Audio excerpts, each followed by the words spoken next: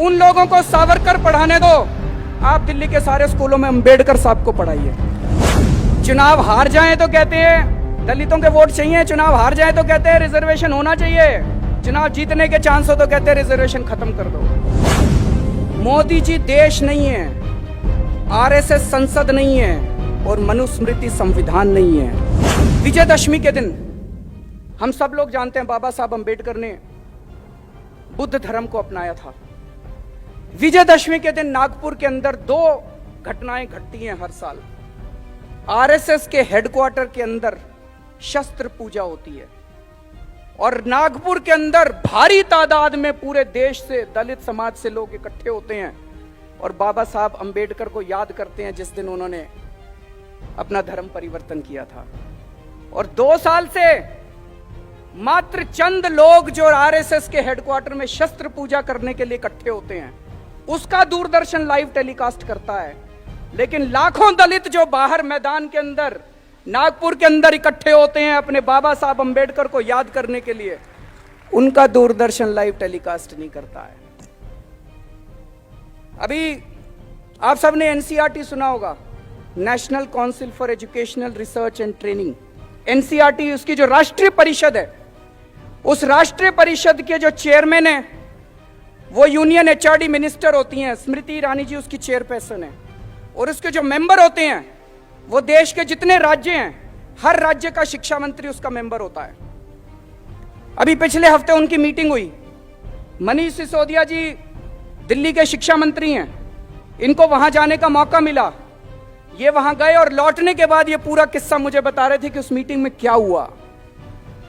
NCERT की meeting में इन्होंने बताया 5 मिनट, पहले 5 मिनट में जो उनका फॉर्मल एजेंडा था वो पूरा कर लिया और उसके बाद चर्चा शुरू हुई।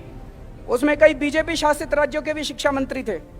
चर्चा शुरू हुई कि सावरकर को स्कूलों के सिलेबस में लाया जाना चाहिए कि नहीं लाया जाना चाहिए। मनीष ने उसका विरोध किया।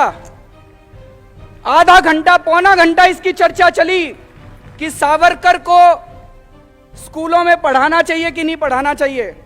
जब मनीष ने विरोध किया, उनको लगा बाहर बात फैल जाएगी, तो स्मृति जी कहते हैं नहीं नहीं, इसको बात को यहीं खत्म करते हैं, हम नई शिक्षा नीति बना रहे हैं उसमें डाल देंगे, इसको बाद में आपको बताएंगे इसके बारे में। मैं आज मनीष सिसोदिया से अपील करना चाहता हूं, उन लोगों को सावरकर पढ़ाने दो। आप दिल्ली के सारे स्कूलों में अंबेडकर साहब को पढ़ाइए।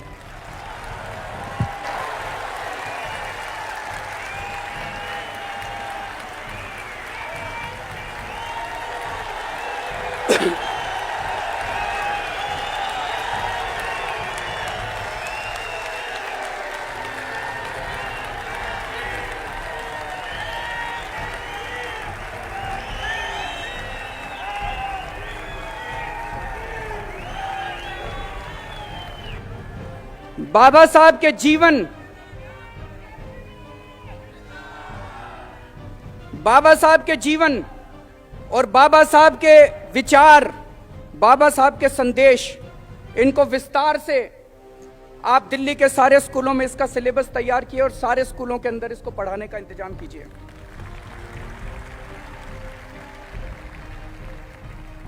बाबा साहब अंबेडकर वो खुद छुआछूत का शिकार हुए थे। उन्होंने खुद ने अपनी जिंदगी के अंदर अन्याय बर्दाश्त किया था, इसलिए उन्होंने संविधान के अंदर रिजर्वेशन की व्यवस्था की थी। वो जानते थे कि यह समाज वो समाज है जिसने सदियों सदियों से अन्याय बर्दाश्त किया, सदियों से उन्होंने छुआछूत बर्दाश्त किया है। अगर उस समाज को अपने को बराबर लाना है तो अपने को उनको रिजर्वेशन देना पड़ेगा। आज मौजूदा सरकार, आरएसएस के प्रमुख कहते हैं रिजर्वेशन के ऊपर पुनर्चर्चा होनी चाहिए। प्रधानमंत्री जी कहते हैं हम रिजर्वेशन के पक्ष में हैं। किसको बेवकूफ बना रहे हैं? चित भी मेरी पट भी मेरी। चुनाव हार जाएं तो कहते हैं दलितों के वोट चाहिए, चुनाव हार जाएं तो कहते हैं रिजर्वेशन होना चाहिए, चुनाव जीतने के चांस हो तो कहते हैं रिजर्वेशन खत्म कर दो। सारा देश देख रहा है इसको। मैं एक ही चीज कहना चाहता हूं जी, मोदी जी देश नहीं है, आरएसएस संसद नहीं है और मनुस्मृति संविधान नहीं है। आज ये देश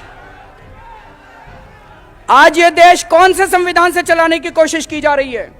बाबा साहब अंबेडकर के संविधान से या मनुस्मृति के संविधान से? हम ये बर्दाश्त नहीं करने वाले, ये देश ये बर्दाश्त नहीं करने वाला।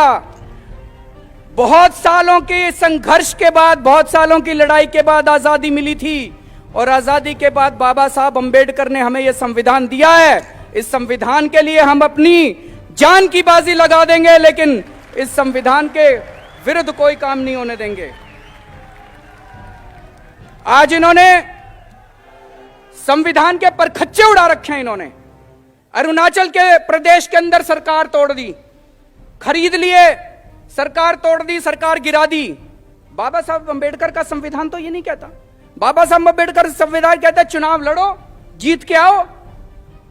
चुनाव लड़ने की ताकत नहीं बची अब सरकारें तोड़ेंगे, सरकारें गिराएंगे। अरुणाचल प्रदेश की सरकार तोड़ दी, उत्तर प्रदेश की सरकार तोड़ दी, अब कह रहे हैं दिल्ली के 21 एमएलए बर्खास्त करेंगे। कर लो बर्खास्त, आ जाओ मैदान में, चुनाव लड़ते हैं।